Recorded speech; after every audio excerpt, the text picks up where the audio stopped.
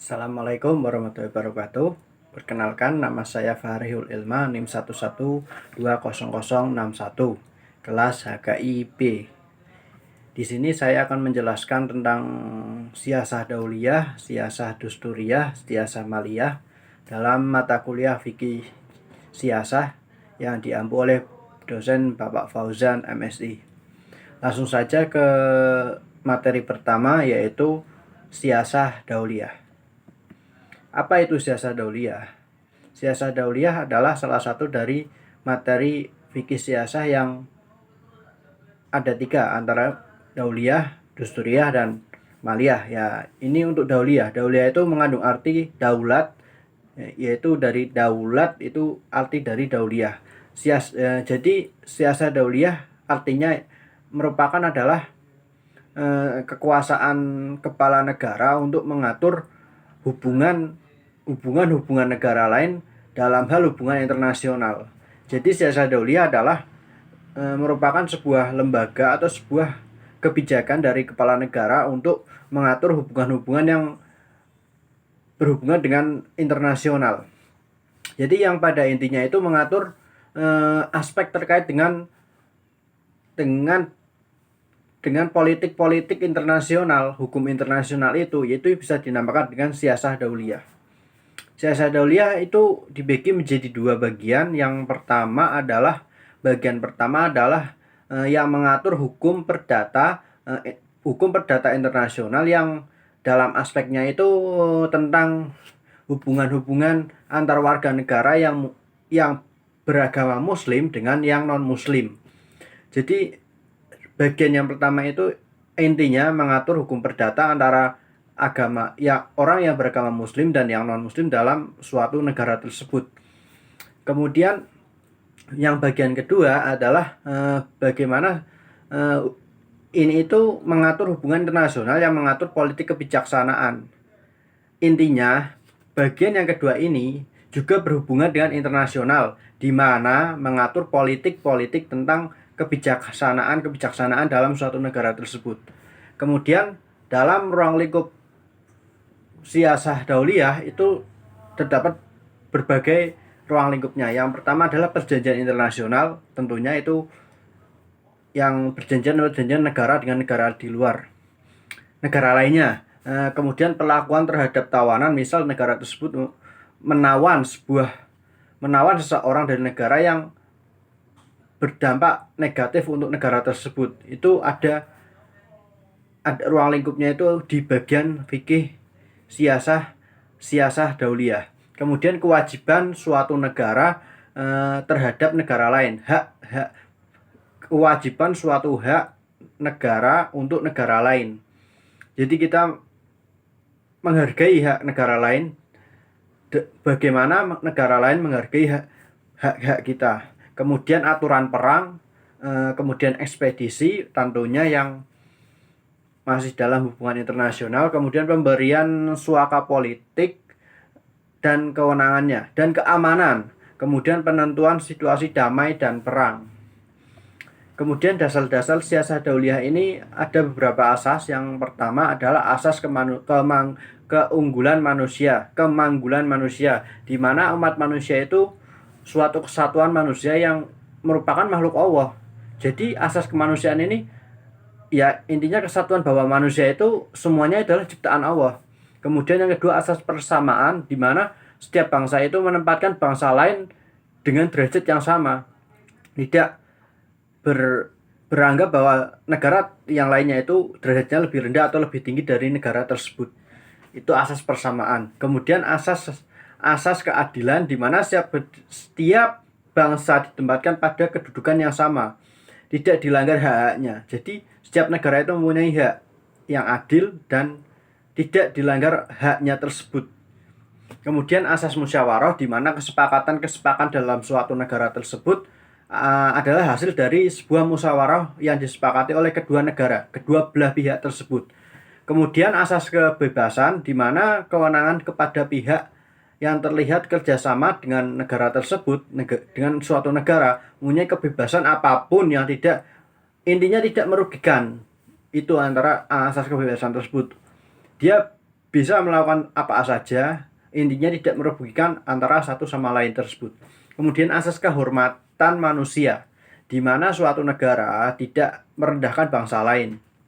Jadi kehormatan manusia, suatu negara pastinya ada penduduknya, yaitu negara yang lainnya yang tetangga lah, negara tetangga itu tidak merendahkan bahwa bangsa tersebut penduduknya ini itu tidak. Jadi ada asasnya, antara yaitu asas kehormatan manusia. Kemudian asas toleransi, di mana perjanjian memuat sebuah kesepakatan untuk saling menghargai pendapat, saling menghargai toleransi tiap-tiap. Nah, kita harus bertoleransi tiap-tiap sebuah pendapat-pendapat yang dikeluarkan antara kerjasama kedua belah negara tersebut. Tiap-tiap peserta perjanjian, peserta yang ada di perjanjian tersebut. Kemudian asas kerjasama, di mana sebuah perjanjian internasional harus ada kesepakatan bahwa para pihak itu terlibat dalam suatu kerjasama tersebut, harus berkontribusi antara manfaat, antara tenaga, modal dan lainnya, itu harus saling berkontribusi, tidak mementingkan diri sendiri. Antara namanya juga kerjasama, asas kerjasama yang bermanfaat lah, intinya berkontribusinya. Kemudian mungkin dari Sijasah Dauliyah penyampaiannya dari saya mungkin cukup sekian. Kemudian kita lanjut ke bab kedua, yaitu Siyasah Dusturiyah, yang merupakan emang salah satu dari materi fikih siyasah tersebut. Yang kedua yaitu Siyasah Dusturiyah, yang masih menyangkut dengan fikih siyasah lainnya, di mana bagian fikih siyasah yang membahas masalah perundang-undangan ini itu dinamakan dengan Siyasah Dusturiyah, yaitu membahas tentang legislasi lah, membahas masalah perundang-undangan, perubahan undang-undangan, penyusunan perundang-undangan. Itu adalah fikih siyasah dusturiyah, di mana pembahasan ini antaranya adalah konsep-konsep konstitusi di suatu negara. Apa tujuannya? Tujuannya itu adalah mewujudkan kesehatan manusia, untuk memenuhi kebutuhan manusia tersebut. Jadi untuk membuat sebuah perundang-undangan, kita harus melihat kebutuhan apa yang dibutuhkan oleh penduduk dan masyarakat setempat di suatu negara tersebut. Jika tidak melihat dari kebutuhan masyarakat, perundang-undangan tersebut dikatakan tidak layak lah dikeluarkan, karena sebuah undang-undang itu pastinya bertujuan untuk kebutuhan masyarakatnya. Kemudian prinsip-prinsip yang diletakkan Islam dalam perumusan undang-undang ini, perundang-undangan dasar ini adalah yang pertama pastinya jaminan hak asasi manusia. Hak asasi manusia tersebut harus dijamin karena merupakan suatu hak bagi setiap manusia, setiap individu dari manusia tersebut yang hidup. Itu hak asasi manusia. Kemudian setiap anggota masyarakat dan persamaannya itu kedudukannya semua orang di mata legislasi. Jadi kedudukan masyarakat itu harus sama, keadilan itu sama di semua, di mata legislasi tersebut, tidak tidak pengecualian. Kemudian tanpa membeda-bedakan sertifikasi legislasi, kekayaan, pendidikan dan agama itu tidak bisa dibedakan, ya. Yang kaya, yang miskin, yang non muslim, yang muslim, itu semuanya sama dan tidak membeda-bedakan. Kemudian di Siyasah Dusturiyah ini ada sebuah materi lah tentang al-hal wal ad al-aqd, di mana artinya itu adalah sebuah lembaga perwakilan yang menampung aspirasi atau menyalurkan aspirasi lah atau suara dari masyarakat tersebut. Jadi masyarakat menyuarakan, mengaspirasi, memberikan aspirasi, itu ditampung oleh lembaga tersebut yang bernama al-hal wal aqd, di mana anggotanya itu terdiri dari berbagai kalangan, dari berbagai anggota, yang beranggotakan itu masyarakat yang berbagai kalangan dan profesi, tidak melihat profesinya apa itu tidak. Mereka lah yang antara lain itu menetapkan dan mengangkat kepala legislasi sebagai sebuah pemimpin di pemerintahannya.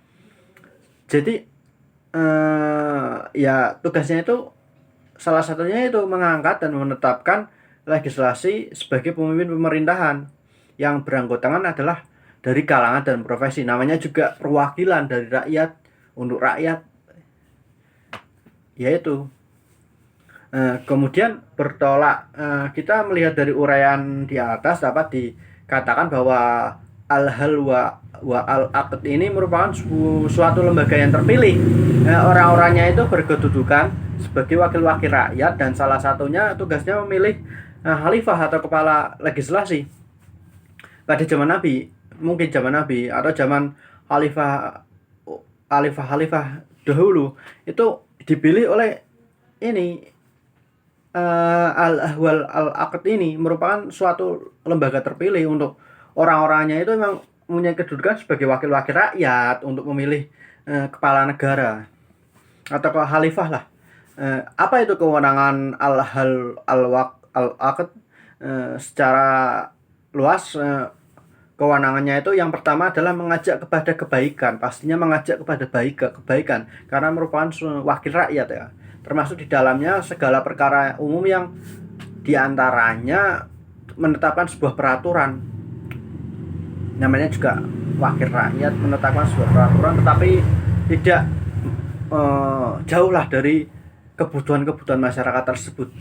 Kemudian menindak para penguasa yang zalim. Jika ada penguasa yang dipilihnya itu dalam tugasnya itu zalim lah, melakukan kesalahan, itu bisa menindak dari anggotanya itu, anggota al-hal wal aqd ini. Kemudian selain kewenangan tersebut, juga memiliki kewenangan untuk memecat khalifah jika dianggap sudah menyalahi. Di mana khalifah yang dipilih dalam tugasnya, dalam masa jabatannya itu menyalahi aturan atau menyalahi kewenangannya, menyalahi jabatannya, itu lembaga ini dapat memecat karena khalifah ini diangkat oleh lembaga tersebut, dipilih ya, sebagai wakil rakyatnya itu ya lembaga ini. Kemudian ahwal telah dipraktekkan oleh Nabi Muhammad SAW ketika beliau memimpin sebuah pemerintahan di Madinah. Nabi Muhammad SAW telah meletakkan landasan filosofis tentang sistem pemerintahan yang memiliki corak demokratis. Jadi pada zaman Nabi ini ahl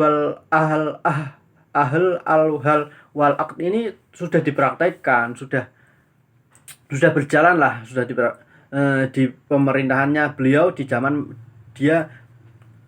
beliau di Madinah.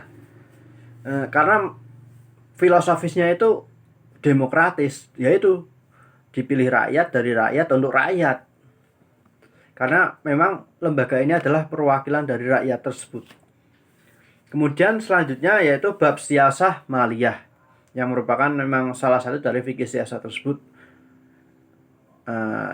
Ini yang terakhir yaitu siasah maliyah. Langsung saja ke materinya, ke pengertiannya. Fikih siasah maliyah atau siasah maliyah, apa itu siasah maliyah? Siasah maliyah adalah salah satu bagian yang terpenting dalam sistem pemerintahan karena menyangkut tentang anggaran pendapatan, pengeluaran negara. Jadi bisa dikatakan siasah maliyah ini mengatur tentang keuangan negara, tentang administrasi negara, ya, tentang anggaran pendapatan, belanja negara selama anggota-anggotanya itu memimpin, harus merekap lah ibaratnya. Kemudian fikih siasah maliyah ini yang juga mengatur hak orang miskin, mengatur sumber mata air atau irigasi atau perbankan suatu negara tersebut. Siasah maliyah adalah mengatur politik dalam politik keuangan. Dalam siasah maliyah, orang kaya disentuh hatinya untuk dalam misalnya gini, fikih siasah itu mengatur tentang bagaimana orang yang kaya itu diperuntukkan untuk mampu bersikap dermawan, tidak pelit lah. Dan juga orang yang miskin harus bekerja keras, selalu bersabar, tidak hanya pasrah kepada Tuhan Yang Maha Esa, untuk selalu berdoa dan berusaha kepada Allah. Jadi ini suatu kebijakan dari fikih siasah maliyah ini, salah satunya itu mengetuk hatinya orang dermawan agar tetap berbagilah, tidak tidak memandang bulu antara dia kaya dia miskin.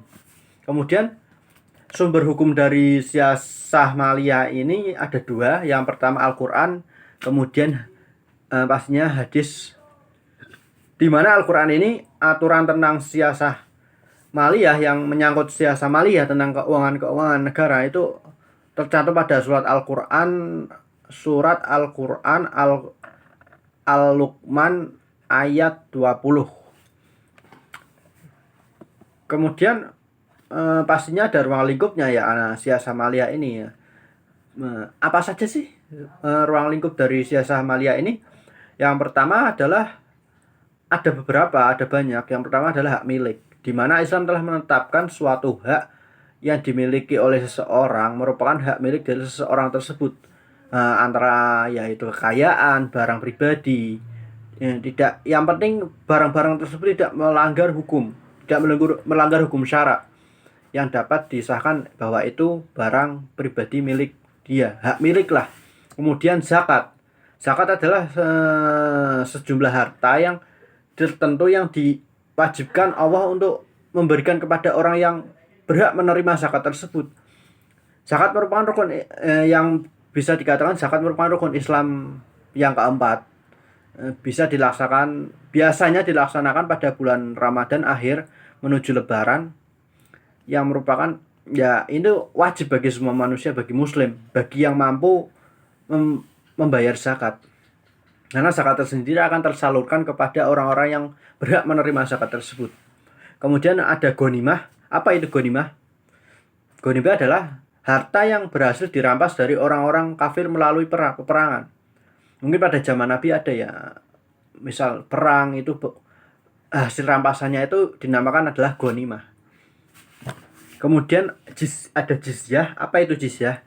Suatu iuran negara yang diwajibkan untuk orang ahli kitab sebagai imbalan bagi usahanya, usaha mereka, dan melindungi mereka untuk orang mereka apa yang diperoleh orang-orang Islam, baik dalam kemerdekaan diri, pemeliharaan harta, dan juga kehormatan dan agama. Maksudnya itu imbalan untuk orang ahli kitab yang sudah mempersebarluaskan ilmunya, memperjelas kitab-kitab kepada orang-orang Islam tersebut, pada masyarakat yang beragama Islam. Kemudian ada fa'i. Apa itu fa'i? Fa'i merupakan harta rampasan yang diberikan Allah kepada Rasul yang berasal dari penduduk kota. Dan emang harta itu adalah untuk Allah, untuk Rasul, kerabat Rasul, dan anak-anak yatim, dan orang-orang miskin yang masih dalam perjalanan jauh. Jangan hanya orang kaya saja yang beredar di antara orang kaya. Maksudnya itu barang tersebut itu bukan hanya milik orang kaya. Emang harta itu milik Allah, dan emang bisa dikatakan milik Allah, untuk Rasul, untuk kerabat Rasul, anak-anak yatim, dan masyarakat miskin, dan juga orang-orang yang sedang perjalanan jauh. Kemudian ada haraj. Apa itu haraj? Haraj dapat dikatakan berasal dari bahasa Persia yang artinya itu pajak. Haraj mungkin bisa diartikan adalah perpajakan suatu negara. Jadi haraj ini membahas tentang perpajakan, hukum-hukum perpajakan di dalam syariat Islam. Kemudian ada Baitul Mal. Apa itu Baitul Mal? Baitul Mal adalah yang bertugas dalam mengawasi kekayaan negara, terutama pemasukan dan pengeluaran maupun pengelolaan. Jadi Baitul Mal ini yang memantau perkembangan kekayaannya negara, pemasukannya, pengeluarannya, dalam proses pengelolaannya, apakah ada yang korupsi, apakah ada yang tidak. Itu adalah Baitul Mal yang memantau lah perkembangan keuangan negara. Kemudian ada sumber pengeluaran negara. Ya mungkin dalam suatu negara tersebut pastinya ada pengeluaran untuk pembangunan, untuk mensejahterakan rakyatnya tersendiri kan, sebagai pemimpin. Pastinya ada pengeluaran dari negara tersebut yang diperuntukkan yang bermanfaat untuk masyarakatnya, untuk penduduknya di suatu negara tersebut. Mungkin cukup sekian penjelasan dari saya. hanya mungkin ada kekurangan atau kesalahan dalam penyampaian materi, mohon maaf. Memang saya dapat menjelaskannya mungkin cukup segitu. Jika ada kesalahan atau kekurangan, mohon maaf ya. Assalamualaikum warahmatullahi wabarakatuh. Terima kasih. Wassalamualaikum warahmatullahi wabarakatuh.